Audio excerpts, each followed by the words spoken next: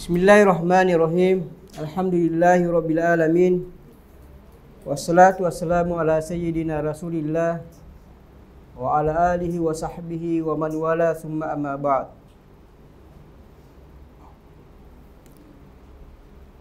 Alhamdulillah, puji syukur kepada Allah Subhanahu wa taala atas segala rahmat dan hidayahnya kepada kita semua, sehingga kita bisa melanjutkan dars Madkhal ila Tasawuf oleh Sayyidina Maulana Imam Nuruddin Dr. Al-Jumah Hafizallahu Ta'ala.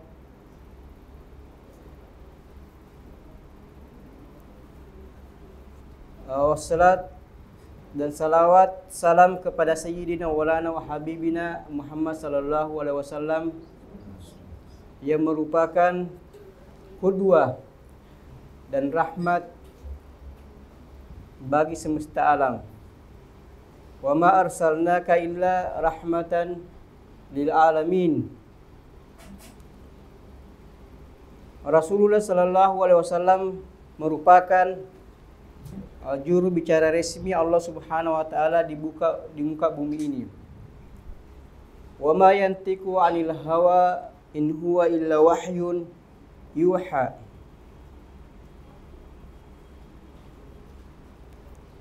Pada pertemuan yang lalu kita sudah sampai di bagian ketiga dari syubhat, yaitu limadza ta'addadat at-turuqus sufiyah. Jadi kenapa tarekat tasawuf beraneka ragam sehingga sekarang mencapai lebih 1000 tarekat yang berkembang.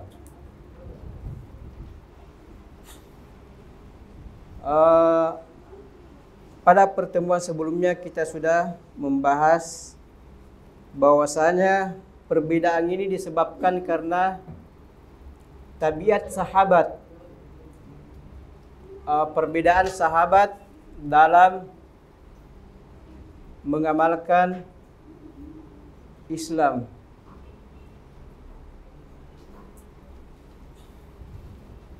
Jadi para sahabat mereka berbeda pendapat karena sesuai dengan perbedaan tabiat dan kesiapan mental, kesiapan ruh mereka dalam menghadap kepada Allah Subhanahu wa taala.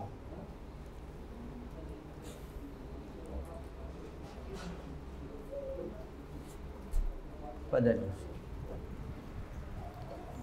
Bismillahirrahmanirrahim. Alhamdulillahirabbil alamin wassalatu wassalamu ala sayyidina Rasulillah sallallahu alaihi wasallam. Qala al-musannif rahimahullahu ta'ala wa nafa'na bi ulumihi wa ulumi masyayikhina fid dharain amin. Wa kana sayyiduna Umar bin al-Khattab radhiyallahu anhu shadidut tab', jahwarus sauti idza takallama asma' wa idza daraba awja' yahabuhu an-nisa'u wa yakhsha'u ar-rijal. Jadi seperti yang kita maklumi bahwa Sayyidina Abu Bakar As-Siddiq radhiyallahu taala anhu tabiatnya lembut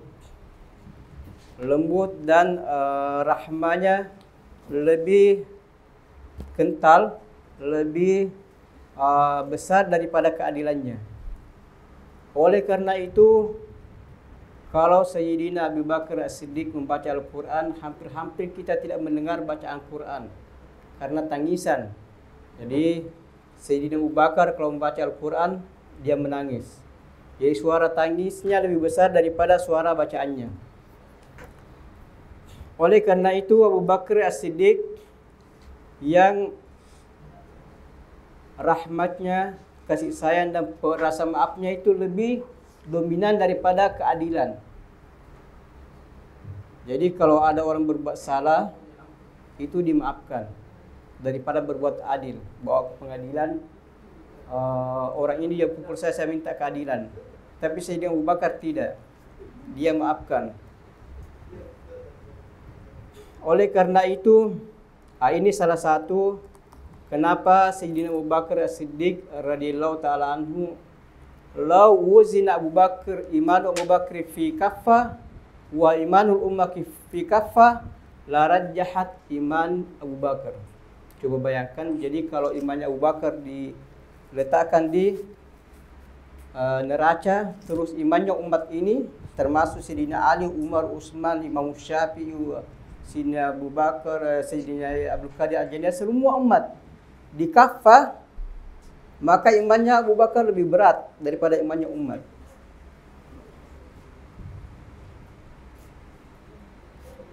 Jadi wasiru fi zalika, bahwasanya Abu Bakar As-Siddiq itu mewarisi dari Nabi sifat rahmah. Rahmanya Nabi. Nabi sallallahu alaihi wasallam rahmatul muhda wa ma arsalnaka illa rahmatan lil alamin. Sayyidina Abu Bakar mewarisi sifat rahmah dari Sayyidina Muhammad sallallahu alaihi wasallam. Wa Sayyidina Imam Umar bin Khattab mewarisi sifat keadilan Nabi sallallahu alaihi wasallam. Oleh karena itu, jika kata-kata adil disebut, maka terbetiklah Sayyidina Umar bin Khattab radhiyallahu taala anhu. Jika kata-kata rahmah disebut, kita teringat dengan Abu Bakar As-Siddiq. Rahmah lebih berat, lebih utama daripada keadilan. Jadi Sayyidina Umar bin Khattab, iza takallama asma', kalau berbicara suaranya keras, semua orang dengar. Wa iza daraba auja, karena fisiknya keras, orangnya tegas, kalau dia memukul pasti Anda merasa sakit. Beda dengan Sayyidina Abu Bakar. Kalau dia memukul tetapi Anda tidak merasa sakit. Wa iza masya asra, kalau berjalan dia cepat-cepat. Jadi Sayyidina Umar kalau berjalan dia cepat. Badannya kekar, kuat dan sebagainya. Itulah sifat yang dimiliki oleh Sayyidina Umar bin Khattab. Badannya kuat, adil, keras, tegas dan sebagainya. Beda dengan Sayyidina Abu Bakar As-Siddiq radhiyallahu taala anhu. Jadi kalau para perempuan berkumpul di samping Nabi, kemudian Sayyidina Abu Bakar Umar datang, maka para perempuan lari bersembunyi di kamar atau di belakang tabir. Kenapa? Sayyidina Umar datang. Jadi Sayyidina Umar itu ditakuti, dikagumi karena pembawaannya yang tegas. Jadi para perempuan lari bersembunyi di balik tabir kalau mendengar suara Umar. Sehingga menyebabkan Nabi ketawa terbahak-bahak. Katanya, wahai Umar, mereka semua itu perempuan sembunyi di balik tabir, takut kepadamu. Jadi itulah pembawaan Sayyidina Umar. Beda dengan Sayyidina Abu Bakar As-Siddiq, tidak ada masalah karena lembut, pengasih, penyayang. Itu kalau perempuan mendengar suaranya Abu Bakar, mereka tidak lari, bersembunyi di balik tabir. Inilah yang menyebabkan kenapa tarekat berbeda-beda. Ada yang mengikuti kayak Sayyidina Abu Bakar Siddiq, lebih memaafkan, dia lembut, pengasih dan sebagainya. Ada yang seperti Sayyidina Umar. Jadi ada orang tauhidnya ada masalah keadilan, ada masalah keadilan. Kalau berbicara dengan tegas, dan sebagainya. Sayyidina Imam Ali itu suka bercanda, ilmuwan dan suka bercanda. Itu seperti Sayyidina Maulana Nuruddin, kalau memberi dars itu ada bercanda dan sebagainya, seperti sifat-sifat Nabi. Nabi tegas tetapi suka bercanda. Sayyidah Nuaiman juga demikian, Suwaid juga demikian, suka bercanda. Jadi ada yang tegas, ada yang rahmah, ada yang suka bercanda dan sebagainya. Sehingga kita melihat tarekat yang berkembang demikian. Kalau kita melihat tarekat Tijaniyah, Anda masuk tarekat Tijaniyah, sedikit lebih tegas.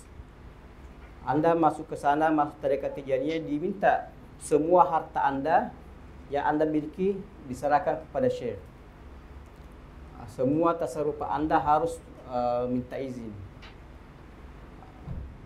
Cara mendidiknya seperti itu.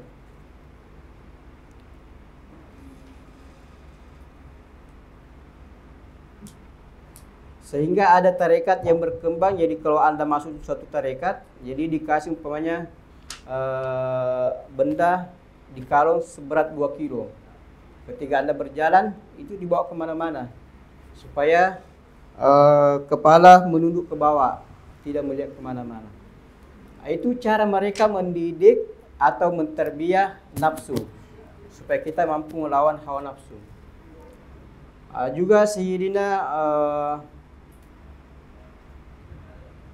Ali Khawas ketika masuk tarekat, jadi tiap malam disuruh membersihkan kandang sapi, kotoran sapi.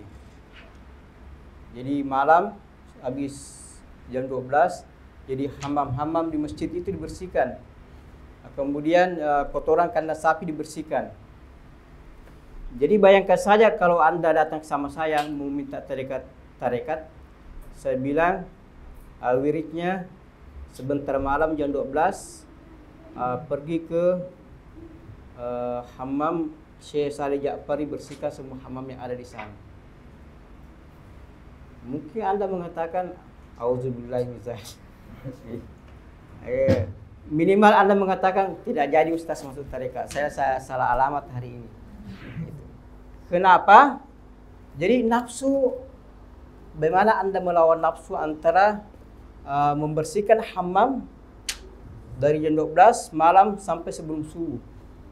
Itu membersihkan kotoran yang ada di sana. Jadi ini perang antara nafsu.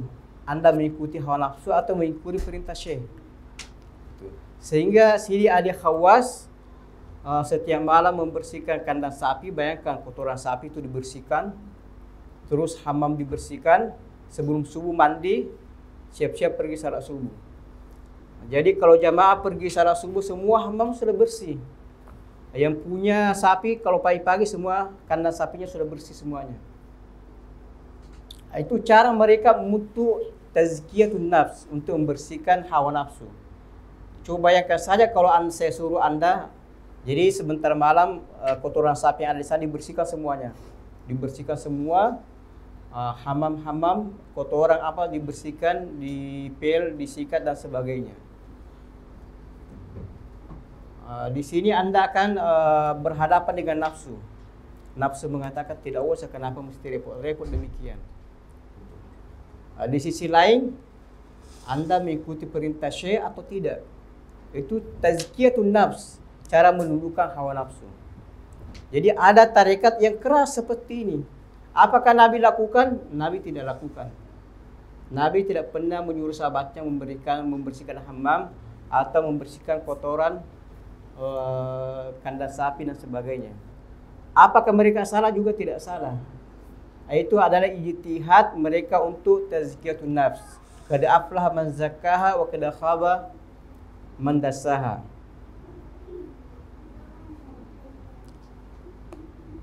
Kita dalam Syadziliyah berbeda. Kalau kita Syadziliyah, jadi ada sahabat datang kepada Nabi, ya Rasulullah, saya punya utang. Nabi bilang baca Allahumma inni a'udzubika minal khubuthi, Allahumma inni a'udzubika hamli wal hazan, wa a'udzubika minal ajzi wal kasal, wa a'udzubika bukhli wal jub, wa a'udzubika min galabati daini wa qahri rijal. Baca 3 hari kemudian datang ke sini. Setelah 3 hari sahabat datang, bagaimana? Alhamdulillah utang sudah terbayar. Dikasih wirid lain. Kita dalam Syadziliyah juga seperti itu. Jadi Anda datang dikasih wirid, baca selama sebulan, selesai datang menghadap lagi. Karena Syadziliyah memilih jalan yang paling mudah dan lebih dekat kepada sunnah. Jadi paling dekat kepada sunnah dan paling mudah diamalkan dalam kehidupan sehari-hari. Kenapa? Karena makhuyira Rasulullah sallallahu alaihi wasallam bainal amrayn illa ikhtara aisarahuma. Jadi Nabi tidak pernah dikasih pilihan di antara dua hal kecuali memilih yang paling mudah. Malam yakun isman, selama itu bukan izim. Selama bukan dosa. Kalau dosa fahuwa ab'adun nas. Itulah berbagai macam tarekat. Ada yang menempuh cara kemiskinan, seperti tarekat Rifaiyah. Ada yang memilihkan cara kekayaan umpamanya. Kaya tidak ada masalah. Yang penting hati bersih seperti tarekat Syadziliyah. Ada yang memilih lebih banyak menonjol di bidang karamah seperti tarekat Qadiriyah dan sebagainya. Jadi semua itu tarekat berbeda-beda, tetapi tujuan satu, yaitu sampai kepada Allah Subhanahu wa taala. Karena sahabat berbeda-beda, Sayyidina Umar berbeda dengan Sayyidina Abu Bakar As-Siddiq. Sayyidina Imam Ali juga demikian, Sayyidina Utsman juga demikian. Dan semua sahabat berbeda-beda. Oleh karena itu kata Nabi, ashabi kan nujum, ayyum ihtadaitum iktadaitum. Jadi sahabat saya itu seperti bintang-bintang yang ada di langit yang menerangi dunia ini. Siapa saja yang Anda pilih, Anda akan mendapat petunjuk. Silakan. فعن سيدنا سعد بن أبي وقاص رضي الله عنه قال استأذن عمر على رسول الله صلى الله عليه وسلم وعنده نساء من قريش يكلمنه ويستكثرنه عالية أصواتهن فلما استأذن عمر قمنا يبتدرن الحجاب فأذن له رسول الله صلى الله عليه وسلم ورسول الله صلى الله عليه وسلم يضحك فقال عمر أضحك الله سنك يا رسول الله قال أجبت من هؤلاء اللاتي كن عندي فلما سمعنا صوتك ابتدرنا الحجاب فقال عمر فأنت يا رسول الله كنت أحق أن يبهنا ثم قال أي عدوات أنفسهن أتهبني ولا تهبنا رسول الله صلى الله عليه وسلم قلنا نعم أنت أفظ وأغلظ من رسول الله صلى الله عليه وسلم قال رسول الله صلى الله عليه وسلم والذي نفسي بيدي ما لقيك الشيطان قد سالكا fajjan illa salaka fajjan ghaira fajjika. Jadi Sayyidina Abi Waqqas menceritakan bahwasanya ketika Sayyidina Rasulullah sallallahu alaihi wasallam berbincang dan berdialog dengan para perempuan Quraisy, para perempuan kalau ada hajat ketemu dengan Nabi sallallahu alaihi wasallam. Jadi ketika Sayyidina Umar datang ketuk pintu, Umar. Jadi para perempuan ini dengar suaranya Umar, mereka langsung bubar dan bersembunyi di balik tabir.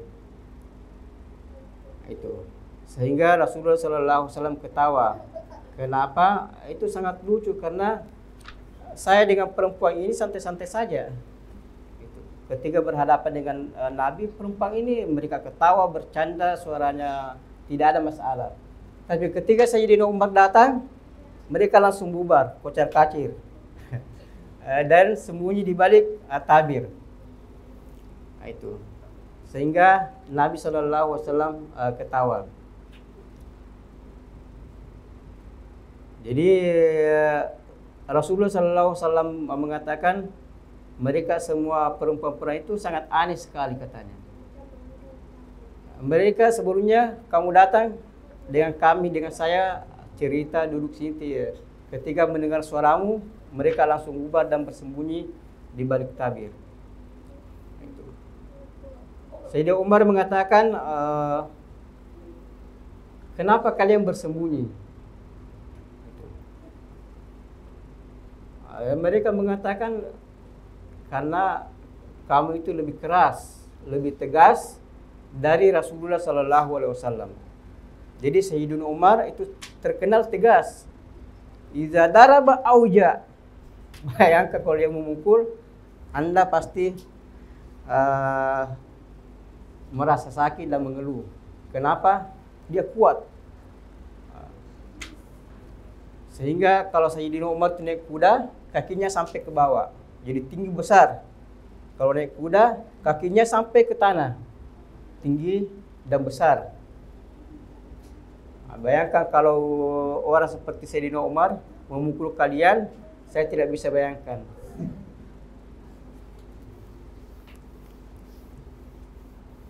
Wa iza takallama asma, kalau berbicara suaranya keras, semua orang mendengarkan. Itu. Karena tegas, orang tegas seperti itu.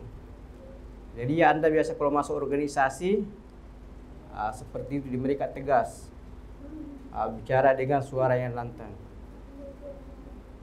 Beda dengan Sayyidina Abu Bakar Siddiq. Jadi suaranya kecil. Kenapa? Itu suara hati. Kemudian kasih sayangnya lebih duluan daripada keadilannya. Seperti Nabi Sallallahu Alaihi Wasallam. Seperti Allah Subhanahu Wa Taala, rahmati sabakat gadawi. Jadi sifat ini menyebabkan beraneka ragamnya tarekat yang ada sekarang ini. Jadi ada tarekat yang mengikuti ke tabiat Sayyidina Umar. Ada tarekat mengikut ke tabiat Sayyidina Abu Bakar Siddiq. Ada tarekat mengikut ke Sayyidina Ali karamallahu wajhah. Ada tarekat ke tabiatnya Sayyidina Utsman Ibnu Mas'ud dan sahabat-sahabat yang lainnya.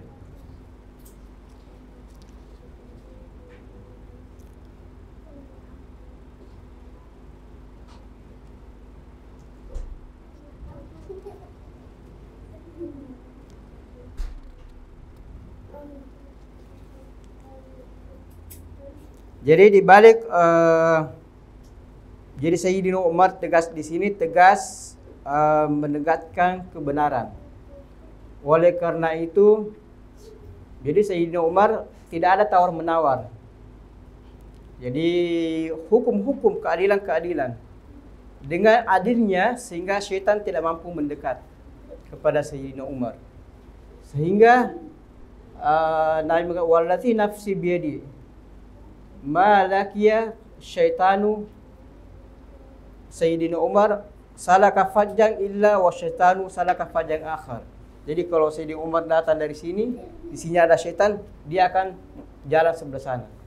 Takut ketemu Umar, Sayyidina Umar. Karena Sayyidina Umar ini adil dan kata-katanya didengar di langit. Kata-katanya didengar di langit. Sehingga banyak ayat-ayat turun itu atas usulan dan keluhan Sayyidina Umar. Jadi sehingga Sayyidina Rasulullah SAW jalan bersama Sayyidina Umar di makam Sayyidina Ibrahim. Setelah selesai salat, Sayyidina Umar mengatakan, "Ya Rasulullah, takhasta Sayyidina Ibrahim makam, wa ahsan ya." Ya Rasulullah, kalau kita menjadikan kuburannya Nabi Ibrahim ini makam. Itu. Sehingga turunlah ayat, "Wattakhidhu min maqami Ibrahim musalla." Makanya kalau pergi haji disunatkan salat sunnah di belakang makam Sayyidina Ibrahim alaihissalam. Itulah Sayyidina Umar. Sayyidina Umar identik dengan kebenaran. Itu. Sayyidina Abu Bakar identik dengan rahmah. Fadal.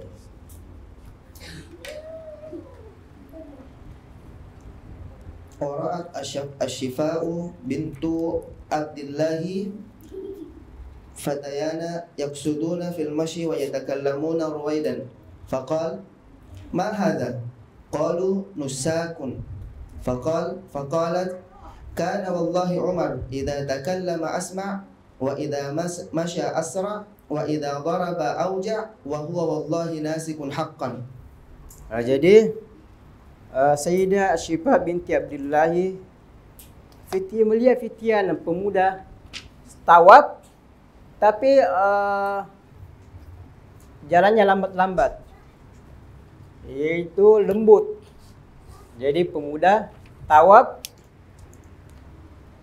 dia lembut, jalannya pelan-pelan, bicaranya lembut.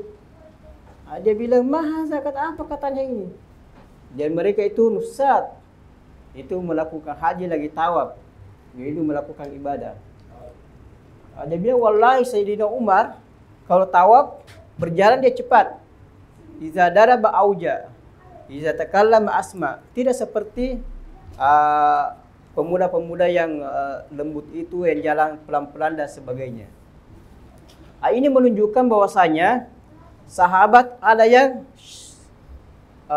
keras seperti Sayyidina Umar, ada yang lembut seperti pemuda yang tawaf ini jalan pelan-pelan, seperti kalian semuanya, jalan pelan-pelan sambil cerita dan sebagainya, itu dengan lembut. Ada yang kayak Sayyidina Abu Bakar As-Siddiq, ada kayak Sayyidina Imam Ali.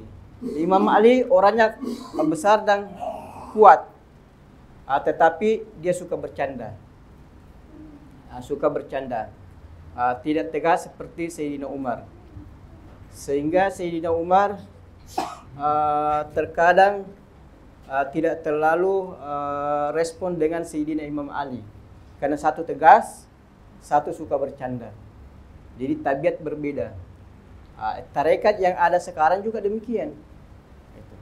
Kalau kita Sadikiyah, lihat poster dan tabiat Sayyidina Maulana Nuruddin, bagaimana kalau menjelaskan, ilmuwan tetapi suka bercanda seperti Imam Ali karramallahu wajhah. Beda ada tarekat-tarekat lain juga begitu, bicara tidak ada senyum, tidak ada ketawa, tidak ada bercanda. Ada tarekat Rifaiyah umpamanya, dia mengedepankan kemiskinan daripada kaya dan sebagainya. Ada juga yang kaya tidak ada masalah seperti dalam tarekat Syadziliyah. Kita melihat Imam Syadzili itu punya istana, punya pelayan, punya kuda, kalau sekarang mobil paling mewah dan sebagainya. Sayyidi Abdul Halim Mahmud, Sayyidi Imam Sya'arawi, Sayyidi Abu Fattah Al-Qadi, Sayyidina Maulana Nuruddin, itu punya Masjid Al-Khair. Salah satu orang terkaya di Mesir. Tetapi demikian tidak bergantung kepada dunia. Itu falsafahnya, jangan bergantung kepada kekayaan, jangan bergantung kepada dunia, tapi bergantunglah kepada Allah Subhanahu wa taala. Insyaallah semuanya akan mudah.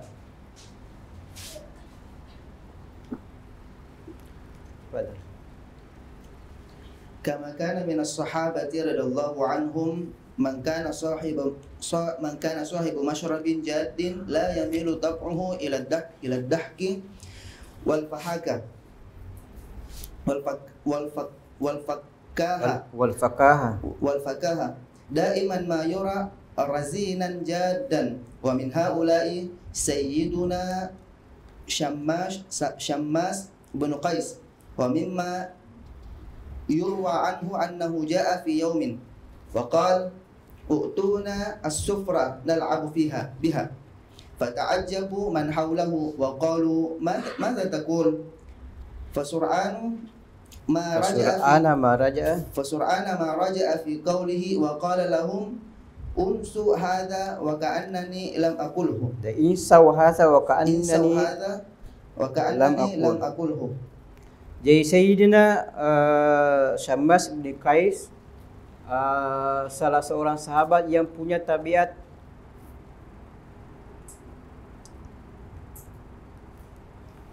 dia tidak suka bercanda.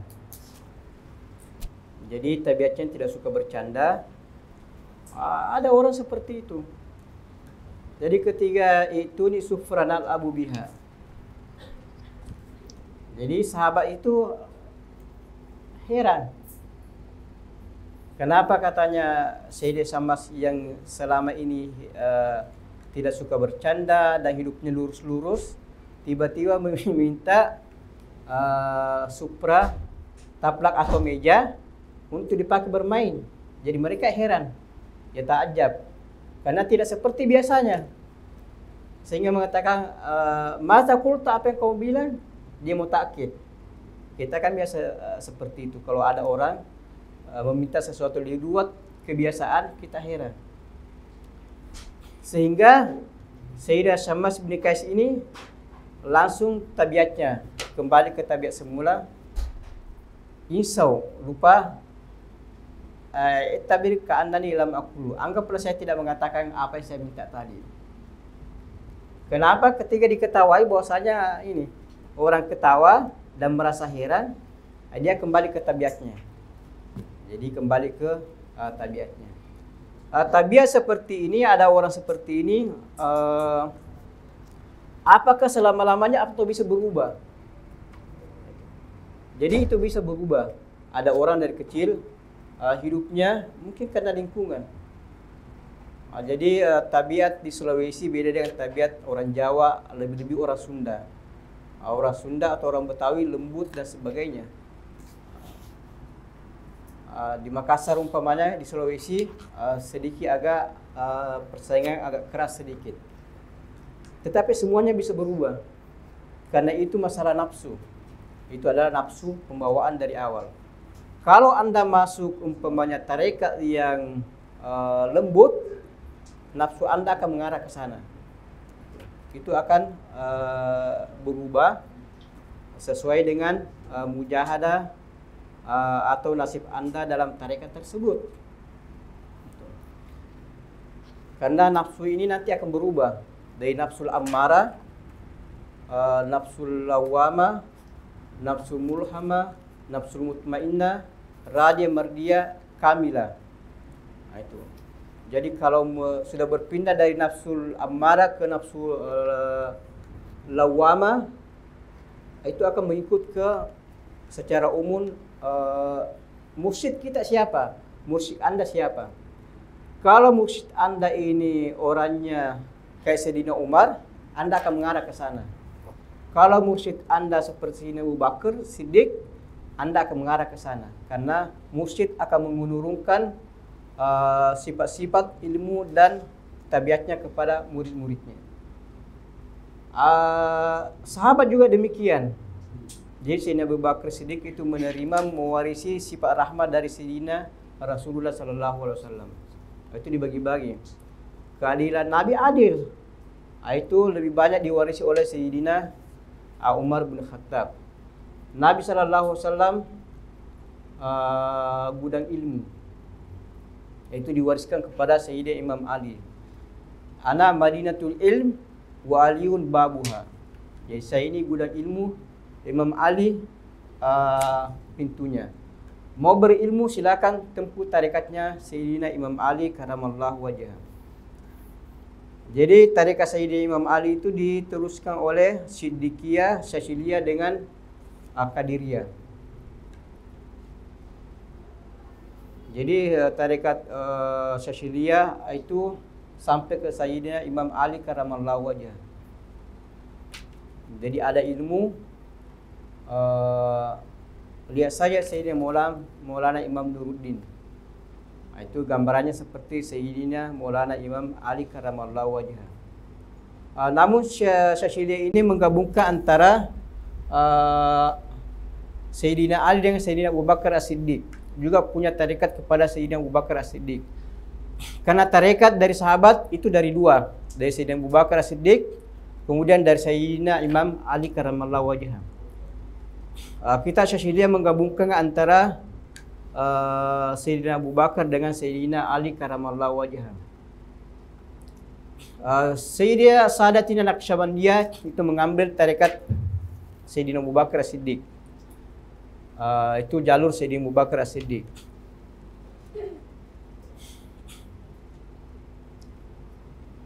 Jadi semuanya dari Rasulullah sallallahu alaihi wasallam dan semuanya benar, meskipun yang berbeda adalah manhaj dan furu'-furu' yang berbeda seperti dalam mazhab fikih.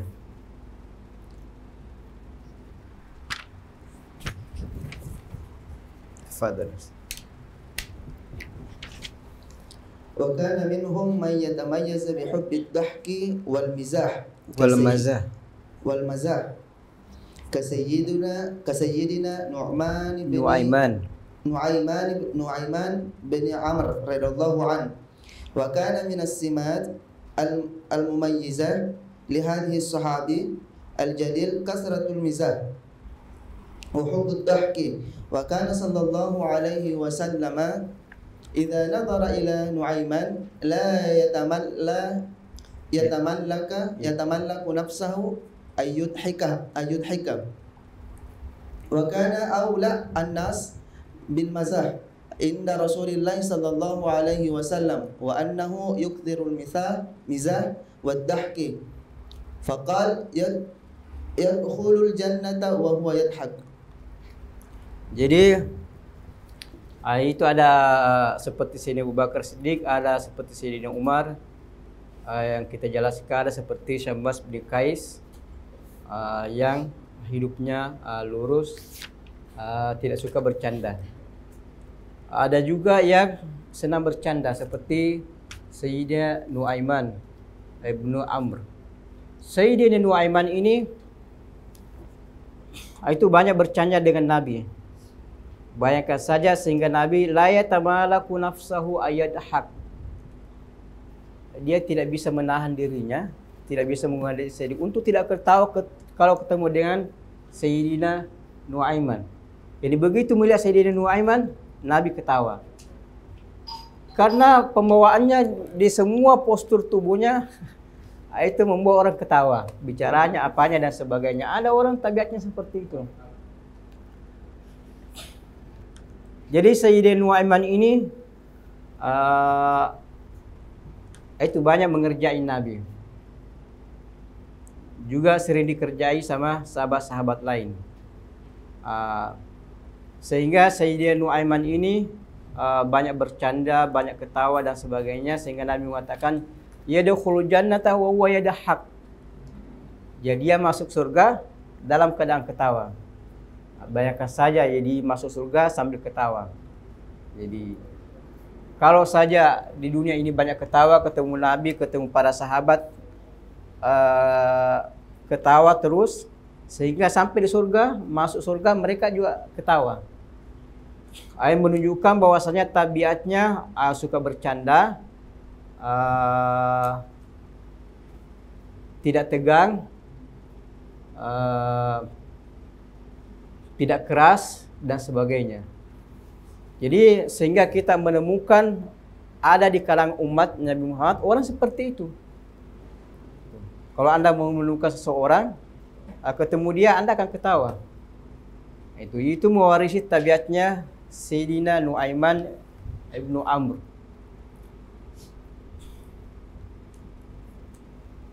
Jadi Sayyidina Nu'aiman ini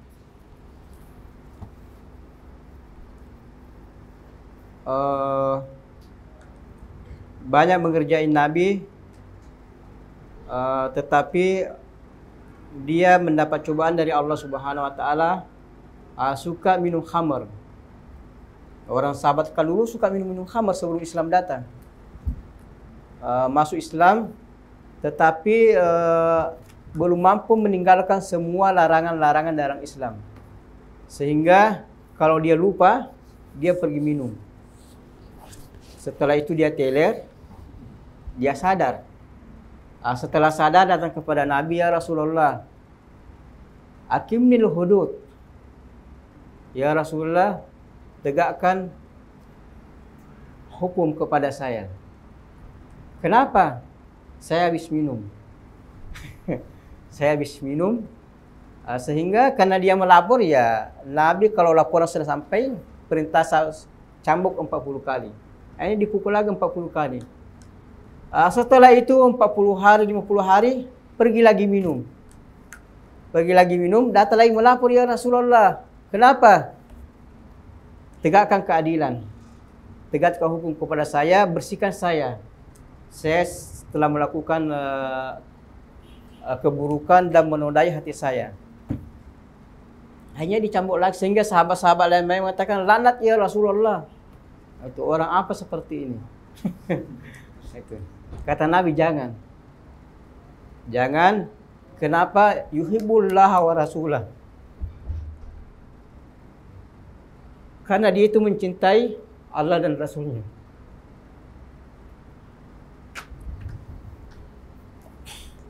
Jadi cinta kepada Allah, cinta kepada Rasulullah sallallahu alaihi wasallam itu membuat Nabi sallallahu alaihi wasallam untuk merahmatinya. Oleh karena itu, cinta kepada Rasulullah sallallahu alaihi wasallam itu sangat penting. Sehingga salah seorang sahabat mengatakan, ya Rasulullah, mata sa'ah? Kapan hari kiamat? Nabi mengatakan, maza adatta laha? Apa yang kau persiapkan untuk hari kiamat? Sahabat ini mengatakan, la syai', la kasiris salati wala kasiris siyam. Saya tidak mempersiapkan banyak puasa, banyak haji, banyak zakat dan sebagainya. Walakinni uhibbullah wa rasulah. Tapi saya mencintai Allah dan Rasulnya. Sehingga Nabi mengatakan, anta ma'aman ahbab. Engkau bersama yang kamu cintai. yakni kaum bersama Nabi di akhirat nanti. Oleh karena itu, seberapa kali Anda ketemu dengan Nabi sallallahu alaihi wasallam itu diukur berapa cinta Anda kepada Nabi. Jadi ketika sahabat memikirkan di akhirat nanti Nabi berada di surga paling tinggi bersama para nabi. Kita ini orang biasa tentu berada di bawah. Apalagi mungkin yang petani-petani mengatakan kita ini siapa? Petani. Dan nabi-nabi berada di raja yang paling tinggi. Kita ini tiap hari ketemu dengan Nabi. Mungkin di akhirat tidak ada kesempatan untuk ketemu dengan Nabi. Sehingga mempertanyakan masalah ini. Sehingga Nabi mengatakan anta ma'aman ahbab. Sehingga sahabat sangat gembira pada saat. Sahabat tidak pernah bergembira segembira hari itu. Bahwa mereka masih sempat bersama Nabi di akhirat nanti. Itu karena cinta.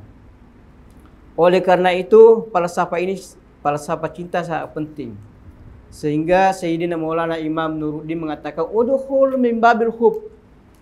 Jadi masuklah dari pintu cinta. InsyaAllah semuanya akan jadi mudah. Itu. Anda mudah untuk melakukan wirid, sering malas-malas. Kalau sempat baca asas bahasa, kalau tidak, tinggalkan saja, tidak ada masalah. Jadi perbaharui cinta Anda. Jadi saya melakukan membaca wirid itu karena cinta kepada Maulana Imam. Cinta kepada Maulana Imam yakni cinta kepada Nabi. Cinta kepada Nabi, cinta kepada Allah Subhanahu wa taala. Cinta kepada Allah Subhanahu wa taala itu rahmah. Oleh karena itu, falsafah cinta ini penting. Kita kehilangan cinta di saat atau di zaman yang penuh musibah sekarang ini. Oleh karena itu, Anda membaca karena Anda cinta ilmu. Anda membacakan cinta kepada Allah Subhanahu wa taala. Cinta kepada Nabi, Iqra bismi rabbikal ladzi khalaq. Fa'alam annahu la ilaha illallah. Bagaimana Anda bisa mengetahui tidak ada Tuhan kalau tidak ada ilmu? Fa'alam, yakni berilmulah, belajarlah. Apa saja yang Anda lakukan itu harus didasari dengan cinta. Semuanya akan mudah, semuanya akan tunduk, semuanya akan terlaksana. Kenapa? Anta ma'aman ahbab.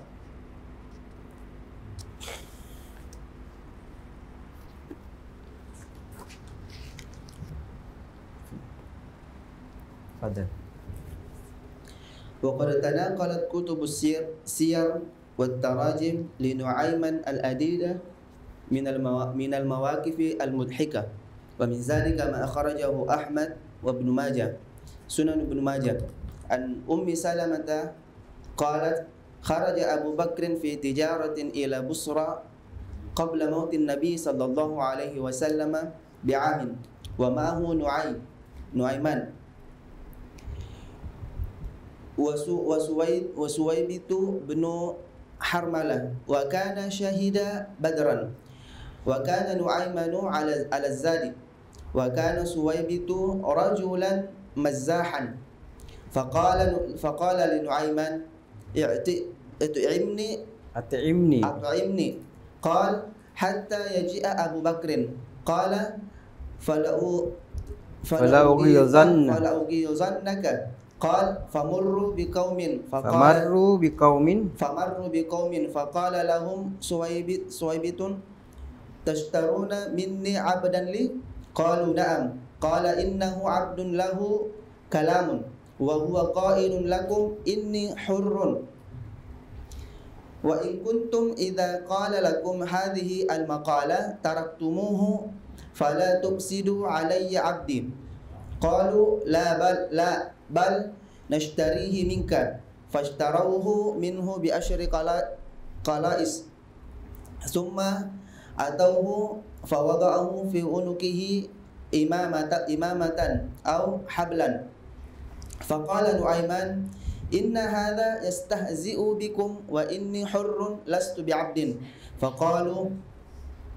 فقالوا أخبرنا خبرك فانطلقوا به فجاء أبو بكر فأخبروه بذلك قال فاتبع القوم ورد عليهم القلائس فأخذ نعيمان قال فلما قدموا على النبي صلى الله عليه وسلم وأخبروه وقال فضحك النبي صلى الله عليه وسلم وأصحابه منه حولا. Jadi Sayyidah Nuaiman dia suka bercanda. Sayyidah Nuaiman suka bercanda. Jadi ketika dalam perjalanan perdagangan bersama Sayyidina Abu Bakar Siddiq yang disertai juga oleh Suwaid Ibnu Harmalah, sama-sama suka bercanda. Jadi antara Nuaiman dengan Sayyidina Suwaid binti Harmalah sama-sama suka bercanda, sama-sama suka mengerjai. Jadi Sayyidah Nuaiman ini dia bawa bekal perjalanan itu dari Mekah ke Syam untuk berdagang. Bawa bekal, bawa nasi goreng ke, bawa apa saja. Di tengah perjalanan, jadi saya Suhaid ini mengatakan at'imi ya Nuaiman. Jadi bagi-bagilah makanannya. Itu, makanannya dibagi-bagi. Bilang tidak, nanti kalau sini Abu Bakar datang baru saya kasih. Dia kerjai temannya. Jadi Sayyidina Suhaid ini sudah lapar di tengah jalan. Lapar, minta bekalnya Sayyidina Nuaiman. Sayyidina Nuaiman dia kerjai Suhaid ini. Biarkan dia lapar-lapar. Dia bilang nanti kalau Sayyidina Abu Bakar datang, dia tahu kalau dia lama baru datang. Sayyidina Suhaid ini juga suka bercanda dan suka mengerjai. Wallahi la ughizannak.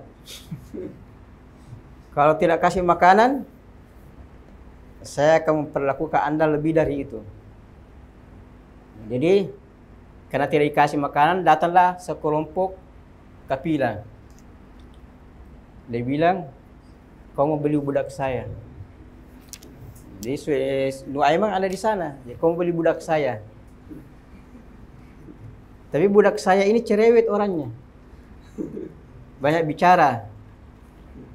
Nanti kalau kau mau beli, pasti dia mengatakan saya bukan budak, saya hur.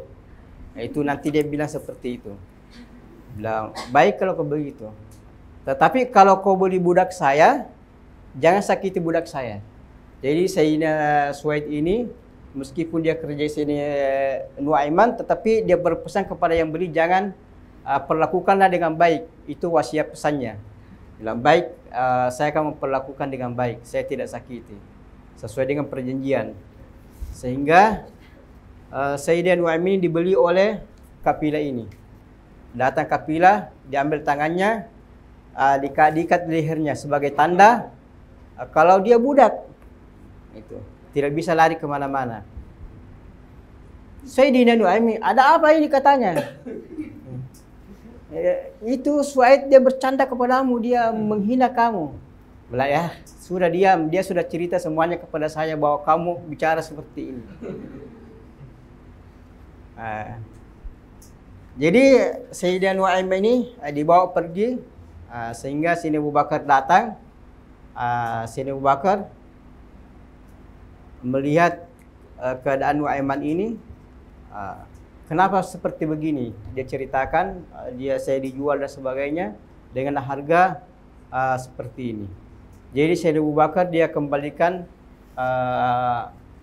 harganya kepada orang tersebut. Kemudian Sayyidina Nu'aiman kembali diambil. Setelah mereka semua pulang dari tijarah, selesai pulang ke Mekah ketemu dengan Nabi sallallahu alaihi wasallam, itu Sayyidina Abu Bakar cerita kepada Sayyidina Rasulullah sallallahu alaihi wasallam tentang keadaan Nu'aiman dengan Suaid yang sama-sama suka bercanda dan suka mengerjai. Jadi Nabi mendengar masalah ini langsung ketawa. Jadi membayangkan bagaimana Nu'aiman dikerjai oleh Suaid. Itu. Jadi Rasulullah sallallahu alaihi wasallam suka bercanda.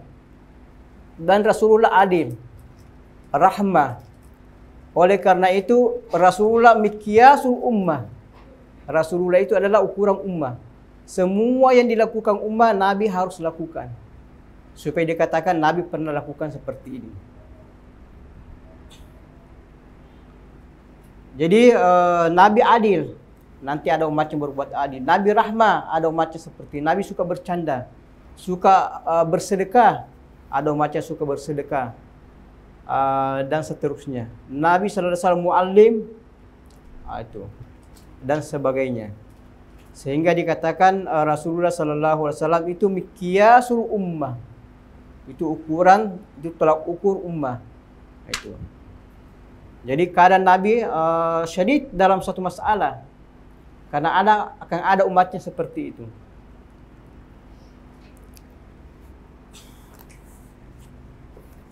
Yes, padahal.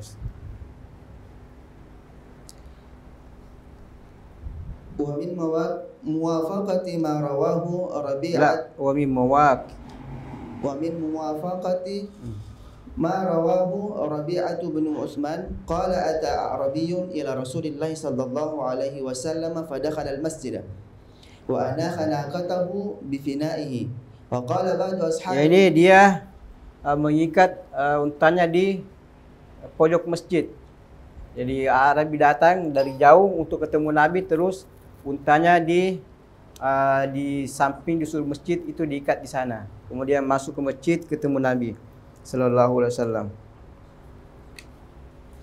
Faqala ba'du ashabun Nabi sallallahu alaihi wasallam li Nu'aiman law nahartaha fa akalnaha fa inna qad karimna ila al-lahm wa yakramu Rasulullah sallallahu.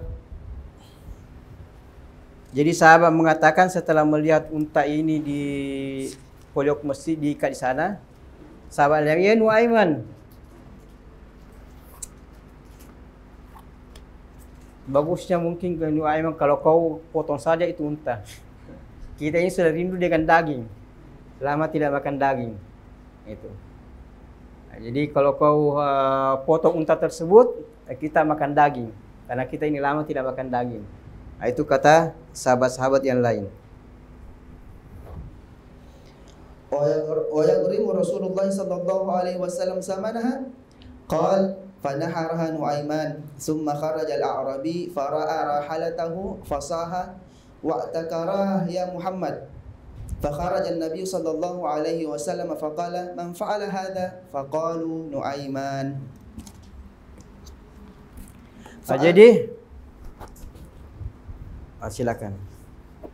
Fa'atba'ahu yas'alu anhu fawajaduhu fi dari Diba'ata binti Az-Zubair bin Abdul Muttalib mustakhfiyan fa asyara ilayhi rajulun wa rafa'a sawtahu yaqul ma ra'aituhu ya Rasulullah, fa asyara bi isbi'ihi haitsu huwa, fa akhrajahu Rasulullah sallallahu alaihi wasallam fa qala lahu ma hamalaka ala hadha, qala alladhi dalluka alayya ya Rasulullah humul ladzi amaruni, faja'ala Rasulullah sallallahu alaihi wasallam yamsahu wajhahu wa yadhak wa gharima Rasulullah wa gharima thamanahu.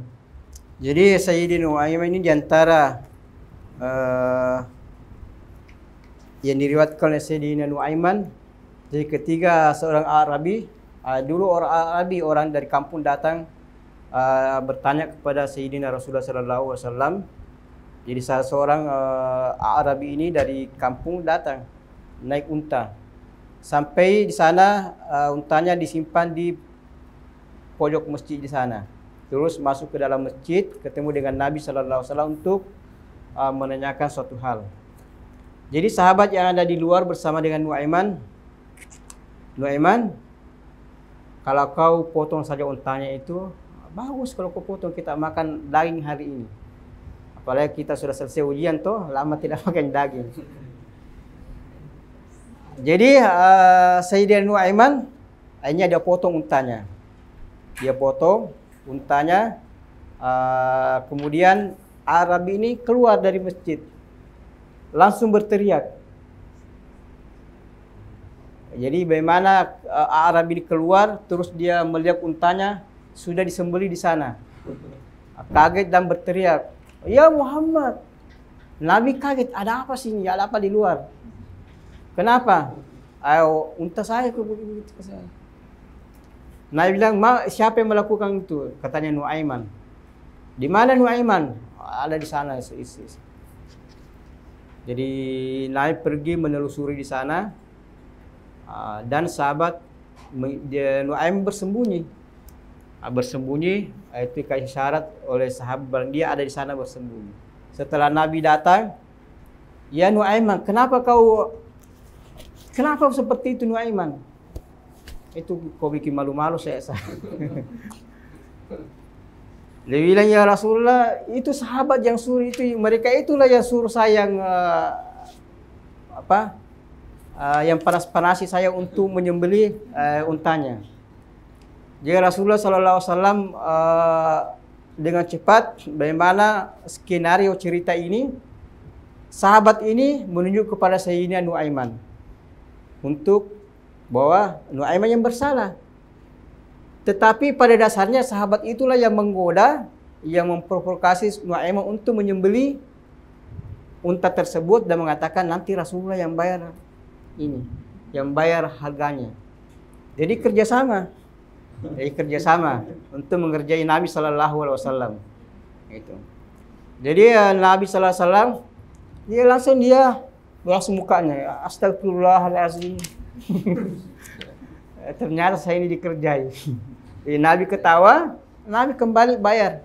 Ini harga untamu. Jadi coba bayangkan, jadi Nabi sallallahu alaihi wasallam begitu rahmah dengan sahabatnya. Kalau sahabatnya suka bercanda, dia juga bercanda. Itu. Dia tahu sahabatnya mau makan daging dan sebagainya, tahu tidak punya uang, pasti saya disuruh bayar nanti harga unta tersebut. Nabi bayar. Begitulah Nabi sallallahu alaihi wasallam menghadapi sahabatnya. Semua diperlakukan sesuai dengan tabiat dan muyul masing-masing. Itulah sebabnya tarekat berbeda-beda. Itu. Karena tarekat dari Nabi sallallahu alaihi wasallam sumbernya satu, tetapi di bawahnya ada seperti Nu'aiman, Suwaid, ada seperti Sayyidina Umar, ada seperti Sayyidina Ali, ada seperti Sayyidina Utsman, ada seperti Sayyidina Abu Bakar Siddiq radhiyallahu taala anhum ajma'in. Coba bayangkan diri Anda kalau Anda dikerjai seperti itu, apa yang Anda lakukan? Kalau Anda mauqifnya seperti Nabi sallallahu alaihi wasallam. Gitu. Jadi ini mengejarkan kepada kita sifat rahmah.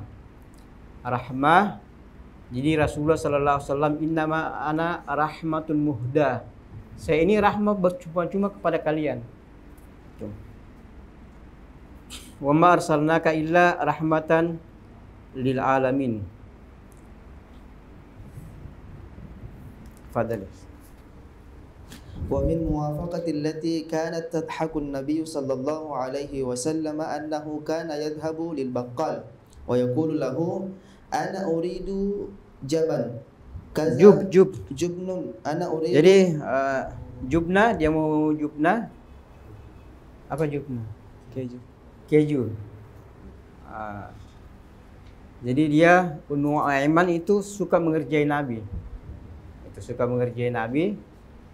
Dia ke bakal penjual keju makanan seperti ke supermarket. Dan saya mau keju, saya mau sipsi, saya mau ini untuk Nabi beserta sahabatnya. Jadi yang jaga di supermarket ini percaya. Terus dikasih ini. Terus Nu'aiman bawa ke Sayyidina Rasulullah bersama sahabatnya yang sedang berbicara. Dia bilang, ya Rasulullah, ini dari bakal dari supermarket di sana untuk Nabi dan para sahabat. Jadi Nabi mengatakan, oh ini hadiah. Sambil cerita sambil makan. Itu. Nu'aiman makan sedikit, sebelum selesai dia pergi sembunyi jauh sana sembunyi. Nu'aiman pergi sembunyi. Jadi dia melihat, memantau dari jauh. Setelah beberapa saat kemudian datanglah yang punya toko ini, bawa fatura. Keju 50 pon, sipsi 100 pon, ini ya Rasulullah, ini faturanya. Nabi baca, astagfirullah. Itu. Jadi mana Nu'aiman? Jadi Nabi sudah tahu, mana Nu'aiman? Dan tidak ada ya Rasulullah. Nu'aiman sana bersembunyi di sana. Di sana. Jadi Nabi SAW tahu ini perbuatan Nu'aiman. Tetapi itu dinikmati semuanya. Nu'aiman makan, Nabi SAW persahabatnya makan, Nabi bayar. Nabi SAW bayar, ini uangnya. Jadi Nabi SAW ketawa, itu tidak marah seperti ini. Kenapa? Karena tabiatnya Nu'aiman seperti itu, suka bercanda. Nabi menghadapi Nu'aiman karena Sayyidina Nu'aiman mewarisi tabiatnya Nabi dari segi bercanda.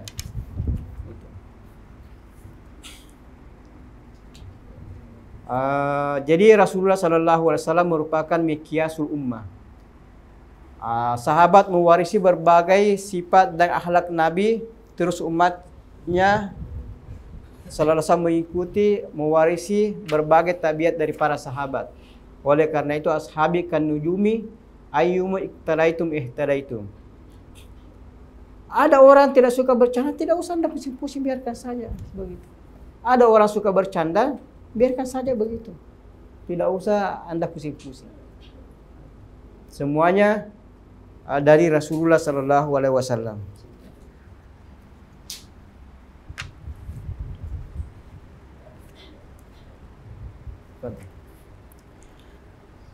Wa yaqulu lahu ana uridu jubn wa kaza wa iddat mustariyat li sayyidina Rasulillah sallallahu alaihi wasallam. فيعتقد البقال أنه يأخذ هذا لرسول الله صلى الله عليه وسلم ويذهب ويقول يا رسول الله هذا لك ولأصحابك فيأكل النبي صلى الله عليه وسلم ومن معه ويعتقد أنها هدية ثم يأتي البقال ويطلب منه ثمن المشتريات ونعيمان خلف سارية من سواري المسجد يضحك فينظر له النبي صلى الله عليه وسلم ويؤتي للرجال حقه ويؤتي للرجل حقه وينصرف. Jiwuti al-rajul haqqau, dia memberikan harganya kepada orang tersebut, wa yansarif, kemudian dia pergi. Itu mauqif Sayyidina Nu'aiman. Jadi Sayyidina Nu'aiman sahabat Nabi sallallahu alaihi wasallam, dia mencintai Nabi, Nabi pun mencintainya. Sering mengerjai Nabi, tetapi Nabi ahlan wa sahlan. Itu ahlan wa sahlan karena Nabi sallallahu alaihi wasallam miqyasul ummah. Itu. Paling penting di sini kaidahnya adalah mencintai Nabi sallallahu alaihi wasallam, itu yang pertama. Karena ujung-ujungnya anta ma'aman ahbab. Jadi banyak orang masuk surga bukan karena banyak haji, banyak puasa, banyak apa, tapi karena cinta kepada Nabi sallallahu alaihi wasallam. Kemudian yang kedua, kerjakan fima akamakallahu fi. Kerjakan sesuai Allah Subhanahu wa taala takdirkan kepada masing-masing. Jadi ada orang suka bercanda, tidak ada masalah, silakan hidup dengan candanya. Ada orang adil, ada orang rahmah, ada yang suka menulis, ada yang suka mengajar, ada yang suka kerja di kantoran, silakan masing-masing sesuai dengan tabiatnya. Semuanya itu bisa dan semuanya Rasulullah dan para sahabatnya laksanakan. Padahal.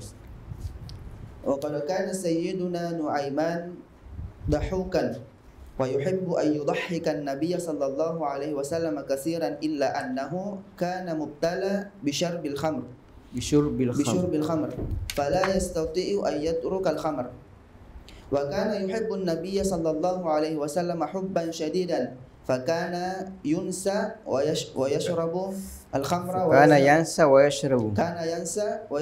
ويشرب الخمر ويذهب يبكي لرسول الله صلى الله عليه وسلم أقم علي الحد وطهرني فكان النبي صلى الله عليه وسلم يقول لهم اضربوه فيضربوه بجريدة 40 ضربة حتى يقيم الحد لشرب الخمر. Jadi Sayyidina Nuaiman meskipun suka bercanda, hidupnya santai dan sebagainya, tetapi salah satu sifat yang tidak bisa dia tinggalkan dari jahiliyah yaitu minum khamar. Jadi terkadang lupa, kemudian dia minum khamar. Setelah itu datang kepada Nabi menangis. Ya Rasulullah, tahirni, bersihkan saya. Coba bayangkan orang-orang dulu berbuat maksiat tetapi jujur. Itu tidak suka berbohong. Sampai orang-orang Arab jahiliyah itu melihat Nabi, ma'arafna minka kadzab wa arafna minka annaka shadiqun masduq. Jadi sahabat orang-orang dulu ini meskipun dia tidak suka kepada Nabi, ada yang tidak suka kepada Nabi, tapi semuanya jujur. Sahabat setelah melanggar datang kepada Nabi, ya Rasulullah, saya berbuat seperti ini. Dia jujur. Kenapa? Karena sifat dusta ini itu mengeluarkan seseorang dari Islam. Jadi ya Rasulullah,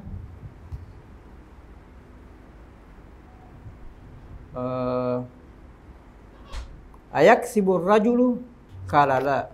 Apakah orang itu bisa berbohong? Kalala. Ayak sibur muslim kalala. Apakah orang muslim itu berdusta? Kalala.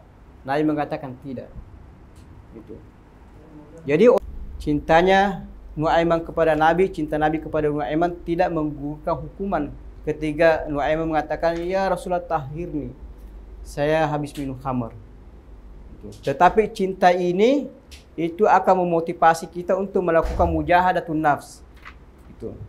Jadi cinta ini akan memotivasi kita untuk melakukan mujahadatun nafs, untuk senantiasa berusaha sesuai dengan kemampuan, dekat kepada Allah Subhanahu wa taala dengan menjalankan perintah, saling mendoakan, kerjasama dan sebagainya. Itu yang penting. Khususnya sekarang ini semuanya selesai ujian, belum turun natijah, silakan saling mendoakan. Tidak perlu doakan saya doakan kamu. Tidak perlu. Masing-masing doakanlah saudaranya yang terbaik. Ya Allah, semoga teman saya ini dapat nilai mumtaz atau minimal jayyidan. biarkan ya Allah supaya dapat beasiswa di Asar atau di Baitul Zakat. Supaya nilainya ini baik, semuanya nilainya baik, lebih baik dari saya. Gitu. Meskipun dia mungkin malas belajar apa, doakan yang terbaik. Gitu. Doakan yang terbaik, lebih baik dari kita, nilainya lebih baik dari kita, mumtaz atau minimal jayyidan, urusannya dimudahkan, ilmunya tidak dilupa dan sebagainya. Biar semuanya lulus. Gitu. Tidak perlu cari masalah. Gitu. Kenapa dia menyindir? Memang begitu, memang dia itu dia tidak suka berkumpul.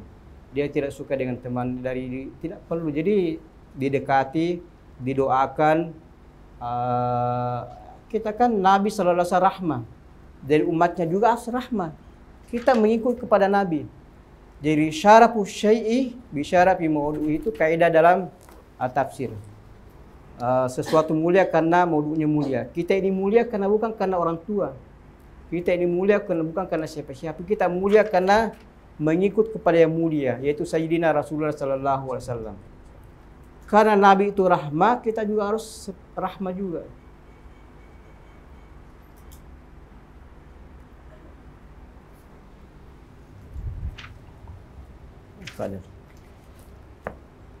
Wa anta fi si'atin min amrika wa fi rahmatillahi talama tubta wa anabta wastaghfarta walzamta zalik. Laqad sukna hadzal hadis liya'lam al-khalqa anna al-mashariban nas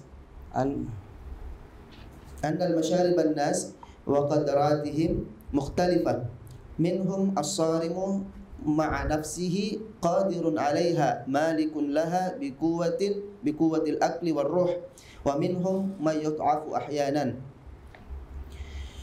Yaqulul imam Ibnul Jauzi fi zalika awliya'ullahi la yuhibbuna wa la yaghdabuna illa fillah wa la yashtaquna wa la yuhibbuna illa lillah wa la yatawakkaluna wa la ya'tamiduna illa 'ala Allah wa idza safa mashraba mu'amalatillahi lam yanalu qadra al-masharib wa idza aina alahum madhhaba as-suluki ila Allah lam yahtammu li dhaifil mazahib. Jadi ulama tasawuf, jadi mereka ini la yahtammu bid dunia dan sebagainya. Jadi kata-kata dunia ini dulu sering disalahpahami. Jadi dunia maksudnya bukan berarti Anda tidak makan, Anda tidak berpakaian, Anda tidak memakai HP, Anda tidak punya laptop dan sebagainya. Bukan. Maksudnya jadi kata-kata dunia dalam dunia tasawuf artinya jangan bergantung kepada dunia. Silakan Anda paling terkaya di dunia, tidak ada masalah. Anda mau paling terkaya di dunia, lebih kaya daripada Microsoft. Jadi Microsoft ini setiap menit itu mungkin pendapatannya 100 miliar per menit. Anda mau lebih kaya silakan, tidak ada masalah. Tetapi jangan bergantung kepada dunia. Jangan bergantung kepada kekayaan. Terus lupa Allah Subhanahu wa taala. Enggak. Ketika harta datang kepada Anda, alhamdulillah ada harta. Silakan Anda gembira dalam artian ini dari Allah Subhanahu wa taala. Tapi ketika Anda gembira bahwa ini usaha saya, ini kerja saya, Anda lupa Allah Subhanahu wa taala, itu artinya Anda bergantung kepada dunia. Ini yang tidak boleh.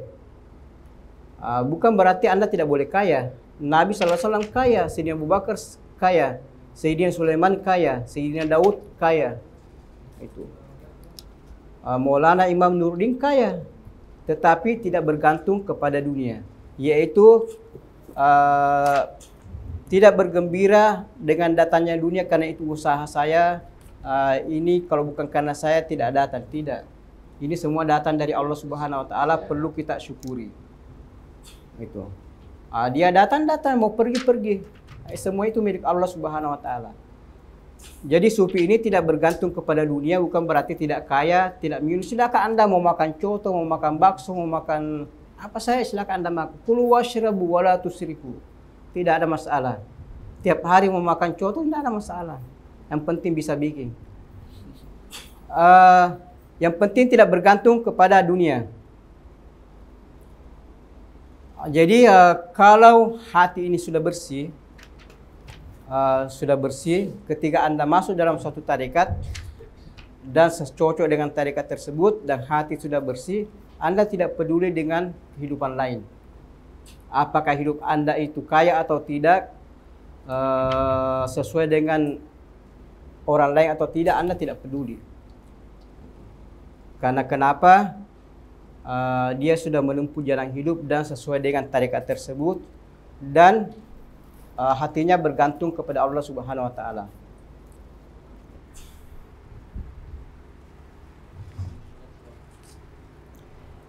والتصوف ليس بعيدا عن ذلك حيث يراعي اختلاف أحوال البشر ومشاربهم فكل طريق مشرب ومذاق ومنهج مع وحدة الغاية والهدف. Jadi semua tarekat punya manhaj tersendiri. Jadi maksud satu, yaitu Allah Subhanahu wa taala. Jadi kaidah Allahu huwal maqsudul kullu. Allah adalah tujuan semuanya. Sesuai dengan wa inna ila rabbika al-muntaha. Jadi tujuan akhir Allah Subhanahu wa taala. Semua itu hanya wasilah saja. Yang namanya wasilah berbeda-beda. Ada yang sampai dengan salat, ada yang sampai dengan Quran, ada yang sampai dengan sedekah, ada yang sampai dengan muamalah, ada yang sampai dengan senyum seperti Nuaiman. Ada yang sampai dengan ilmu dan seterusnya. Jadi jalan kepada Allah itu berbeda-beda. Oleh karena itu dari tarekat ke tarekat berbeda-beda seperti Mazhabul Arba'ah. Jadi Mazhabul Tis'in sekarang 90 mujtahid dunia, mereka berbeda-beda. Imam Syafi'i berbeda dengan gurunya Imam Malik. Imam Ahmad berbeda dengan gurunya Imam Syafi'i dan seterusnya, tetapi tujuannya sama, yaitu Allah Subhanahu wa taala. Kemudian manhaj dengan cara berbeda-beda. Ada tarekat banyak selawat, ada tarekat lebih banyak bersedekah, ada tarekat lebih banyak ke wirid, ada tarekat lebih banyak ke ilmu dan sebagainya. Semuanya itu sampai kepada Allah Subhanahu wa taala.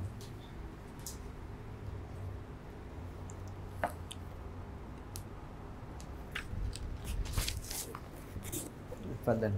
يقول شيخنا الإمام الرائد محمد زكي الدين إبراهيم رضي الله عنه التعدد واختلاف بين الطرق الصوفية ليس هو في الحقيقة والهدف إنما اختلافه هو في الوسيلة والأساليب والمناهج والطرق الشرعية فالطرق الشرعية على تعددها سبل تعددت إلى الله لتلاؤم الحاجات كل سالك إليه فيجد فيها كل مريد ما يناسب طاقته ووقته ومزاجه وبيئته قطعا لأعذار القائدين على الهجرة إلى الله عز وجل فتعمل بإمعان قوله تعالى والذي جاهدوا فينا والذين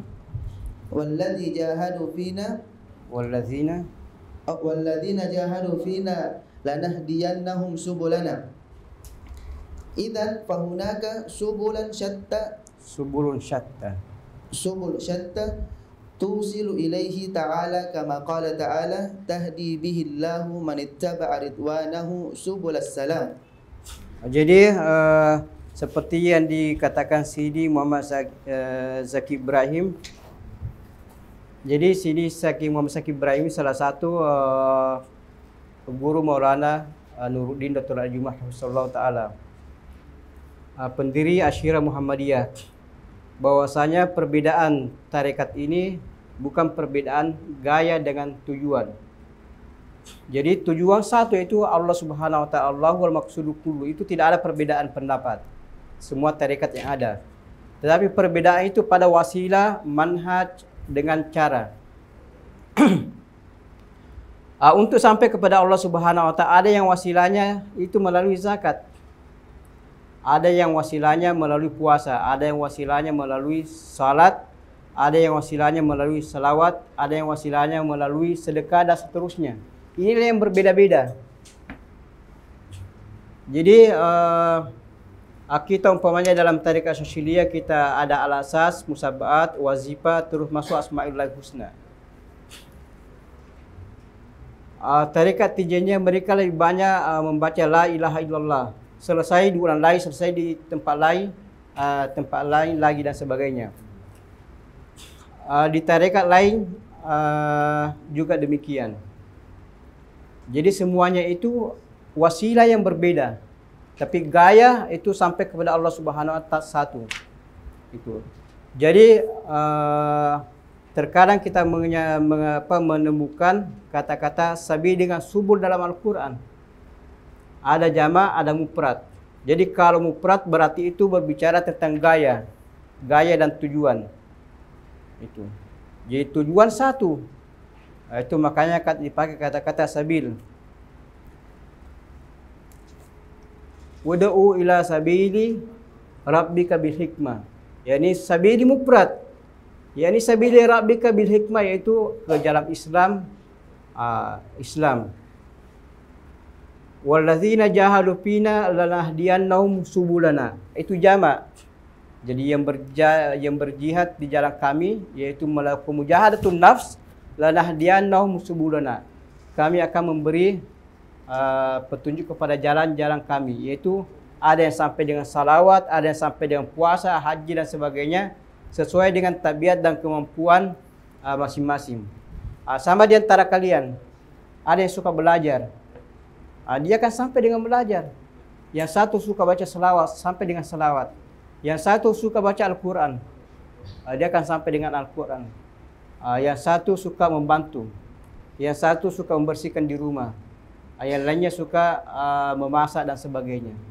Semua itu sampai kepada Allah Subhanahu wa taala sesuai dengan tabiat dan kecenderungan masing-masing. Itu namanya ikhtilaful wasaid. Jadi wasilah dan malahik berbeda, tetapi tujuan satu, yaitu Allah Subhanahu wa taala. Fadal. Wa hadhihi subulul qawimatu tamdi mutawaziyatan mutahadiyatan fi ittijahin wahidin faka'annaha tariqun wahid. Walizalika jaa fi akthar min ayatin bilafsil mufrad nah sabili aw sabilahu aw sabilu rabbik littihadil bidayati wan nihayati fahiya mujtami'atu siratillahil mustaqimil wahid ay aqrabu masafatan bainal abdi wa rabbih. وذلك أن الطرق الشرعية جميعا تبدأ من التوبة وتنتهي بالمعرفة. فإذا فرضنا دائرة ذات مركز كانت كل طرق الشرعية خطوطا داخلة تصل ما بين المحيط الدائرة ونقطة المركز. وكيفما كان اتجاه نقطة البداية فلا خلاف في النهاية ولا في الأصول العامة ولكن في الفروع في فروع كيفية الوصول أي في المناهج وأساليب التربية. Jadi tarekat itu seperti digambarkan seperti daerah lingkaran. Lingkaran di tengah ada titik. Jadi seperti lingkaran, di tengah ada titik. Semua tarekat yang ada di bundaran ini akan menuju ke titik tengah, daerah titik tengah, yaitu Allah Subhanahu wa taala. Ada yang berjalan dari timur, dari barat, dari utara, dari selatan, semuanya akan sampai ke titik tengah, yaitu Allah Subhanahu wa taala.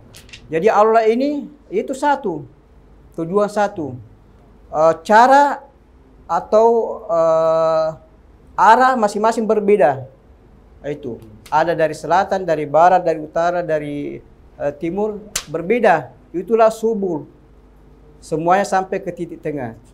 Seperti kalau kita mau haji ke Mekah, ada yang dari Indonesia, ada dari Mesir, ada dari sana dan sana, semuanya akan sampai ke Mekah.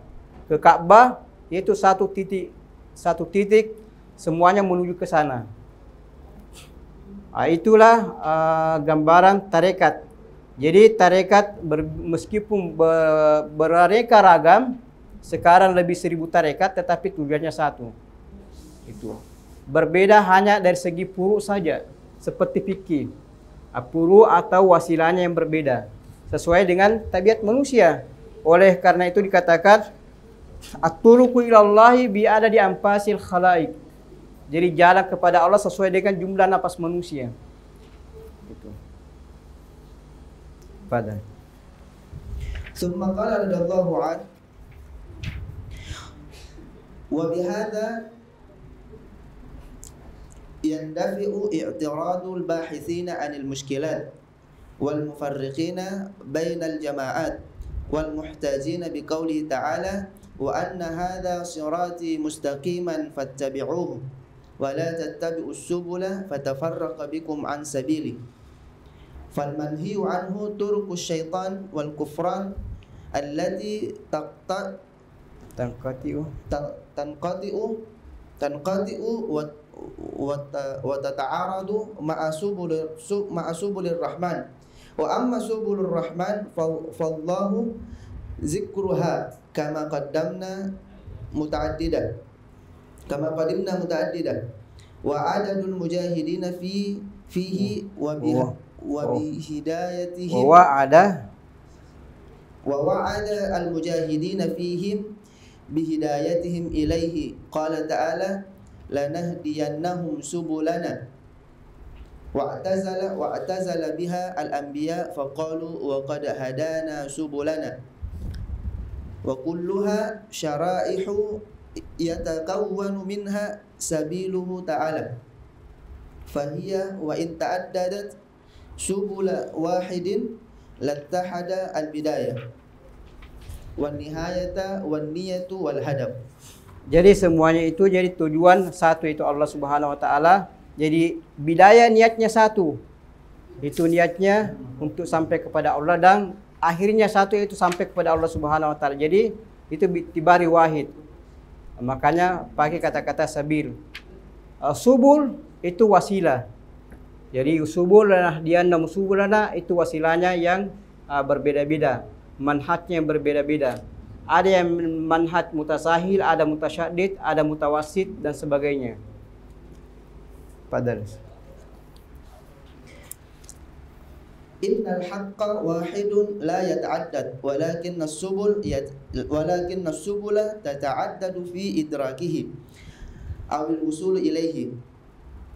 Falau tasawwarna misbahan muta'allikan faqad tasawwarna anna an-nazara ilayhi wa idraka wujudihi mungkin minal jihad as-sitti wa ma bainaha wa hakadha ta'addadat subul ru'yatil misbah wa huwa wahidun mustaqirrun fi makanihi ghairu muqarrar wa fi zihabika ila al-Ka'bah al-mukarramah مثلا تستطيع الوصول بالطائرة أو الباخرة أو السيارة أو ركوب الدواب أو المشي على الأقدام وكلها سبل توصل إلى الحقيقة الواحدة التي هي الكعبة المكرمة وهي لا تتعدد. Jadi semuanya itu yang beraneka hanyalah wasilah, manhaj atau metode. Jadi ada yang metode bersikir, memejamkan mata. Ada juga yang tidak. Ada yang suka bersikir sambil berjalan. Ada yang suka duduk. Semuanya itu wasilah saja. Tetapi niatnya, tujuannya satu, itu Allah Subhanahu wa taala. Itu yang kalau ada pertanyaan kenapa tarekat banyak dan sebagainya, itu sampai sekarang ada 1000 tarekat lebih. Jawabannya seperti itu. Jadi yang berbeda adalah manhaj, karena setiap zaman itu ada mujaddid melihat sesuai dengan perkembangan zaman. Kita sekarang hidup sama musibah, sama fitnah. Semua orang malas, kita semua ini malas, malas belajar dan punya cita-cita banyak. Malas belajar, semuanya mau mutas dan dapat beasiswa. Kita sekarang hidup di dunia musibah seperti itu. Sehingga data mujaddid membawa wirid sesuai dengan si miskin ini, yang malas ini. Itu. Wirid dipermudah 2 kali saja, pagi dan sore. Kalau dulu itu 5 kali, setiap salat ada wirid khusus. Sekarang wirid tinggal 2 kali, pagi, sore. Itu pun waktunya panjang. Dan itu wirid-wirid diperkecil, itu sedikit, tidak terlalu banyak jumlahnya, sesuai dengan kondisi sekarang ini. Dan sekarang ini orang masuk tarekat, orang dulu 40 tahun orang sampai. Itu pun mula sama dengan syekh. Sekarang orang tidak mesti mula sama dengan masyayikh. Yang penting bisa ketemu sekali seminggu, sekali sebulan,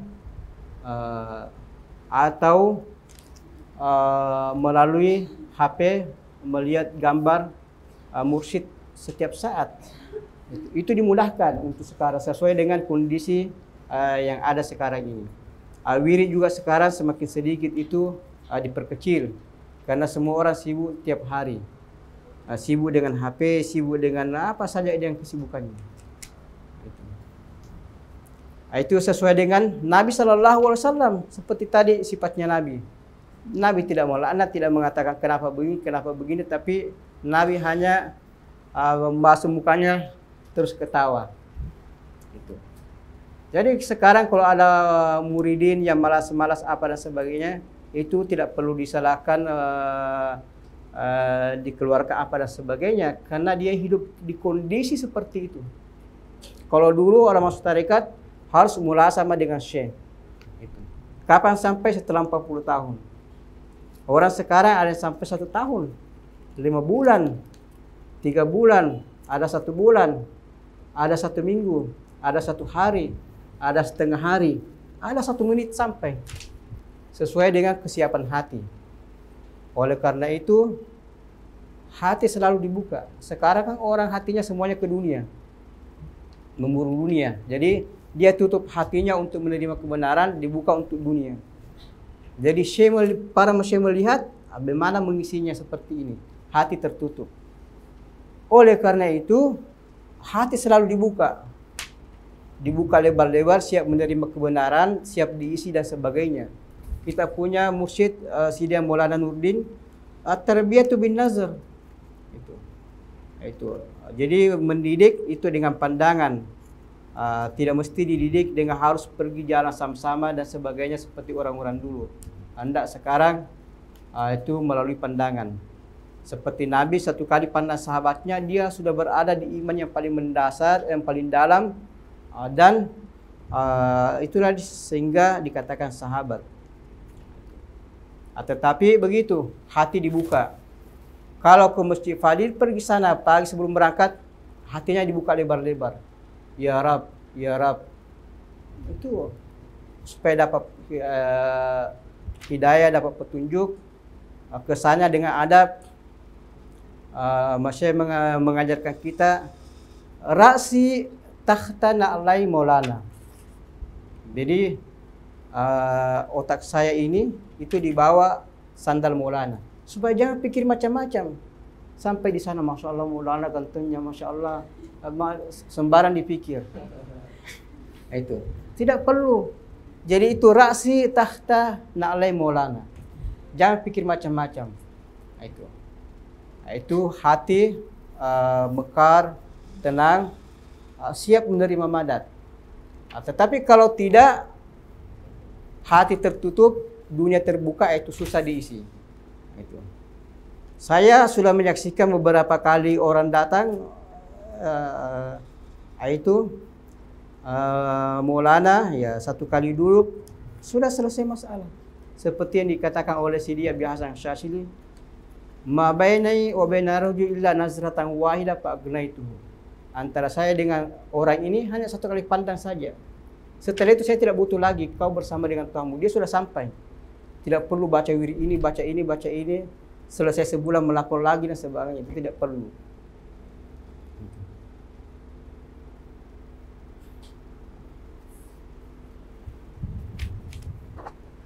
Jadi ceritanya panjang. Kalau kita mau cerita ini, itu sampai subuh tidak selesai dan butuh kita potong kambing dan sebagainya. Silakan. Walizalika famimma hafidnahu min syuyukhina fi hadha asy-sya'n qauluhum innallaha maqsudul kull فلا يعترض أحد في الطريق على أخيه الذي يسلك طريق الأخرى لأنهما مقصودهما واحد وعلى ذلك فمن يسير في طريق الله لا ينظر إلى الخلاف بل ينظر إلى أوجه الاتفاق يتقبل الآخر ويعلم أن الحق واحد ولكن له وجهات عديدة مثل الكعبة وهي واحدة ولكن لها عدة اتجاهات ولأي اتجاه منها توجهت فقد أصبتها وأصبت القبلة وصلاتك صحيحة فاختلاف المشارب سعة ورحمة يحرر الإنسان من الضيق وجمود. Jadi Allahul maqsudul kullu. Allahul maqsudul kullu. Yang berbeda hanya wasilah, itu yang berbeda hanya wasilah saja, tapi semua satu tujuan, satu gaya, yaitu Allah Subhanahu wa taala. Seperti orang menghadap ke Ka'bah, menuju ke Ka'bah, Ka'bah satu, tapi arah berbeda-beda. Semuanya akan sampai ke tempat tujuan, yaitu Ka'bah, yaitu Allah Subhanahu wa taala, karena kebenaran itu satu. Tapi sampai kepada kebenaran itu dia berbeda-beda. Masaibul arba'ah, masaibul tis'i, 90 mujtahid dalam fikih itu berbeda-beda. Tasawuf 1000 lebih berbeda-beda, itu hanya wasilahnya saja, jalannya saja itu. Dan semuanya sampai ke tempat tujuan.